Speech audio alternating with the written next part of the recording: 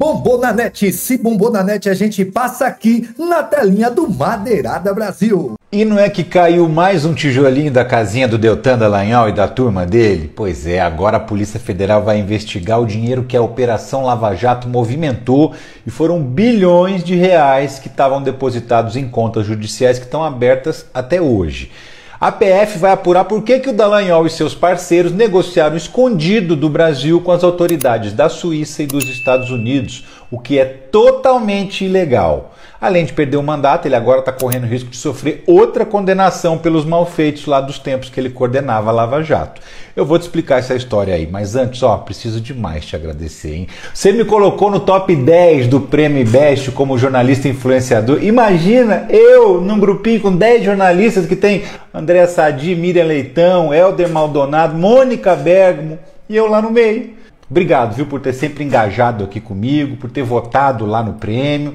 Tá aí o resultado. Agora é rumo ao top 3, hein? Você vem junto? Então engaja comigo de novo e clica nesse link aqui para votar, que a votação recomeçou. Qualquer coisa, copia o link e cola no navegador que dá certo também. Mas vamos ao assunto do vídeo. Tem uma coisa na lei brasileira que é o seguinte: cooperações de outros países para investigações aqui no Brasil obrigatoriamente tem que passar pelo Ministério da Justiça. Obrigatoriamente. É sempre o governo daqui que trata com o governo do outro país. Mas durante a Lava Jato, a Petrobras estava sendo investigada também nos Estados Unidos, onde ela opera. E a Suíça era o destino da maioria do dinheiro escondido pelos corruptos que estavam sendo investigados. Os americanos também queriam ouvir os depoimentos dos suspeitos brasileiros, mas para isso tem que formalizar o pedido no Ministério da Justiça. Só que semana passada o UOL publicou essa reportagem aqui que revela que os membros da Lava Jato falavam com os investigadores estrangeiros direto pelo Telegram, combinavam estratégias até para burlar a lei brasileira e tentar ouvir os suspeitos sem que o governo aqui do Brasil soubesse. Chegaram até a tomar o depoimento do Cerveró e do Alberto Youssef escondido. Só que no meio do caminho tinha um hacker que pegou as conversas do celular do Dallagnol e entregou para a imprensa. Depois disso, foi tudo parar na mão da Polícia Federal também. E aí, anos depois da Vaza Jato, analisando alguns restinhos de mensagem que ainda não tinham sido analisadas, os jornalistas encontraram mais conversas interessantes. Os procuradores da Lava Jato estavam tratando de muita grana sem ter autorização para isso. A Petrobras pagou uma multa bilionária lá nos Estados Unidos para encerrar o processo. Enquanto isso, o Deltan e Companhia Limitada estavam negociando uma mordida de 2,5 bilhões de reais dessa grana. Qual que era o plano? Os procuradores iam abrir uma fundação em Curitiba e os americanos iam depositar essa grana para a fundação. Estava tudo certo já, até que a Justiça brasileira descobriu e o ministro Alexandre de Moraes bloqueou todo o dinheiro. Depois o Xandão ainda determinou que essa verba fosse usada na preservação da Amazônia. E para lá ela foi enviada. Só que durante o período em que o Deltan coordenou a força-tarefa e o Moro era o juiz, milhões de reais foram depositados em contas judiciais e essa grana foi movimentada, sem transparência. Quando o juiz Eduardo Apio foi afastado da 13ª Vara Federal de Curitiba, ele falou que estava investigando o destino de mais de 3 bilhões de reais da Lava Jato que não estava claro para onde tinham ido. O Ministério Público Federal também está avaliando esse caso e, dependendo do relatório que for feito, a Advocacia Geral da União também pode entrar com um processo por improbidade administrativa contra o Deltan Dallagnol. Improbidade administrativa é o mau uso do dinheiro público. E ele, que já está inelegível por 8 anos porque foi cassado na Câmara, pode complicar ainda mais a vida. Para se justificar, ele foi para as redes sociais e disse duas coisas assim, totalmente contraditórias. Primeiro, ele admitiu que negociou escondido mesmo, mas deu uma desculpa esfarrapada, dizendo que estava tudo certo porque era de interesse público. Só que depois ele disse de novo que não reconhecia mais as mensagens vazadas. É julho de 2023 e ele ainda está repetindo essa ladainha que não convence ninguém. O que você está achando do destino dessa turma da Lava Jato, hein? Tá todo mundo despencando ladeira abaixo. Isso te agrada ou te preocupa? Já sabe o que fazer, né? Moro fica sem palavras diante da resposta de Lewandowski. Apontou a segurança pública como a área de pior desempenho. Tem sido objeto de críticas de organismos internacionais, destacando aqui a Transparência Internacional, que faz o index do combate à corrupção. O Brasil tem 104 lugares entre 180 países e vem caindo. O Grupo Antissuborno da OCDE fez um relatório negativo do Brasil esse ano quanto à falta de aplicação da lei no combate à corrupção. Os presídios federais de segurança máxima, eles são um elemento essencial para o combate do crime organizado. Foram criados até na gestão, mandatos anteriores do governo Lula. Formação que nós temos, que são 1.040 vagas ordinárias, mais 60 vagas de RDD. No entanto, durante a gestão de Vossa Excelência, tem observado uma baixa ocupação dessas vagas. São 519 vagas apenas aí ocupadas. Há uma percepção, que eu disse no início, ministro, desculpe voltar nessa questão, mas há uma percepção de que a área da segurança pública é a pior avaliada dentro do governo Lula. Sabe que a nossa Constituição, ela consagra a autonomia dos entes federativos, mas é uma autonomia relativa, porque nós caminhamos de um federalismo dual, com compartimentos estanques no que diz respeito a rendas e competências, para um federalismo cooperativo, em que nós dividimos competências, nós temos competências privativas, concorrentes, competências comuns nas mais distintas áreas. Assim como os tributos federais e estaduais são compartilhados nos 3 níveis político-administrativos da federação.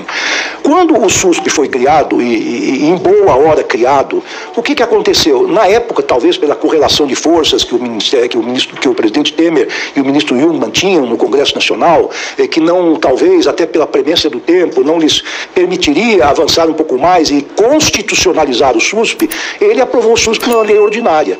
Mas é claro que uma lei ordinária não tem o condão de, não digo obrigar os estados e municípios, mas vincular no que diz respeito a uma ação comum, uma ação coordenada.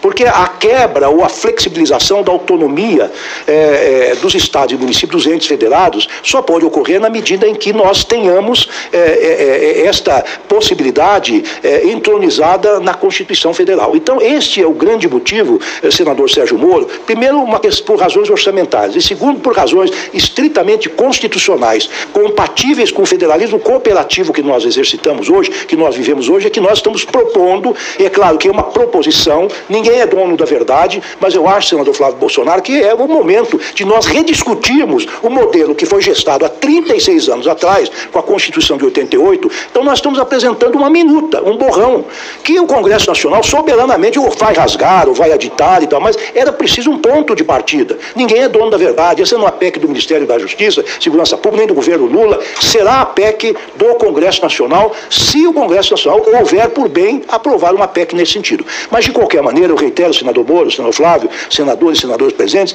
que nós precisamos rediscutir o sistema, o modelo que foi concebido em 1988. 36 anos depois, a criminalidade avançou muito. Ela ainda é predominantemente local, mas ela já é nacional e transnacional. Então nós temos que ter instrumentos constitucionais para combater. Há 3 preocupações hoje do cidadão e da cidadã brasileira. É educação, saúde e segurança pública. Não por menos que a saúde e a educação estão constitucionalizadas. Então eu penso respeitosamente que nós precisamos constitucionalizar o SUSP. E ele será constitucionalizado, se for o caso, nos moldes a serem preconizados soberanamente pelos parlamentares brasileiros. Bom, com relação à percepção que o povo tem da segurança pública. Olha, quando alguém, e eu já fui vítima disso, meus filhos foram vítimas disso, tem um celular furtado ou roubado nas grandes capitais do país, o que acontece? A pessoa fica traumatizada, fica psicologicamente abalada. Qual é a reação dessa pessoa? Ela diz, olha, o governo não está fazendo nada. Eu estou sendo assaltado em plena rua, meu carro está sendo assaltado, tem tiroteio nas comunidades, etc. Então, a primeira coisa é o governo. Quem personifica o governo brasileiro? É o governo Lula. Mas há certos crimes, aliás, eu diria a maioria dos crimes, são crimes de competência estadual, da Polícia Civil, da Polícia Militar, da Justiça Estadual. Eu, com muita honra, fui juiz estadual há muito tempo, fui juiz do Tribunal de Alçada Criminal, fui desembargador do Tribunal de Justiça do Estado de São Paulo, e nós julgávamos os crimes, até porque, se pegarmos o Código Penal, 99% dos crimes são crimes de natureza ou de competência estadual. Mas a percepção do cidadão comum é que o crime que o governo não está fazendo nada. Mas não está fazendo nada por quê? Está fazendo muito, sim. Nós temos uma competência em matéria criminal, do ponto de vista da Constituição, da nossa Carta Magna, muito limitada. A Polícia Federal, que já contava com 15 mil homens no passado, hoje tem pouco cerca de 13 mil homens, contando o seu pessoal administrativo. Ou estamos aquém daquilo que já tínhamos. E a competência desse pequeno número de dedicadíssimos agentes da Polícia Federal, que trabalham dia e noite, desde a emissão de passaporte, controle de fronteiras, portos, aeroportos, combate à criminalidade organizada ou não, ela está aquém das suas necessidades. Inclusive, teve um corte orçamentário brutal, que nós estamos tentando superar, teve seus concursos sustados, e aqui eu respondo também diretamente ao eminente senador Sérgio Moro, não por nossa vontade. Nós temos previsão, não só para a contratação de pessoal administrativo, também para o pessoal da linha de frente de combate. Mas o que eu quero dizer é que a competência da Polícia Federal é muito angusta, muito limitada. Ela se limita à investigação de crimes federais, que são fundamentalmente os crimes fiscais e previdenciários, não é, de competência da União. E são aqueles crimes que o senador Sérgio Moro muito bem disse, aqueles crimes que transcendem as fronteiras estaduais e as fronteiras, e até tem a repercussão nacional.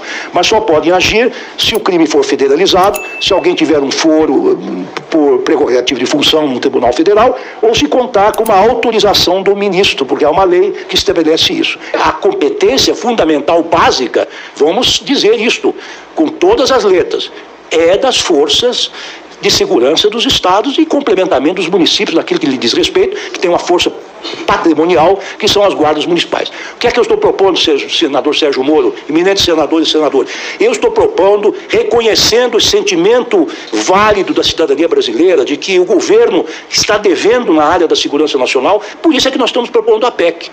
Nós estamos saindo da zona de conforto, porque podíamos deixar como está, recebendo críticas, defendendo as críticas pontualmente. Nós queremos compartilhar a responsabilidade com os estados e municípios nessa área. Estamos com coragem, se me permite dizer, sem falta de modéstia, queremos compartilhar esse ônus. Queremos assumir aquela parte que nos diz respeito, ampliando um pouquinho ou reconhecendo aquilo que as polícias federais já fazem, buscando mais recursos para o sistema. Chegou até aqui, não é inscrito ainda? Se inscreva no nosso canal, compartilhe esse vídeo, deixe seu like e vamos para mais vídeos.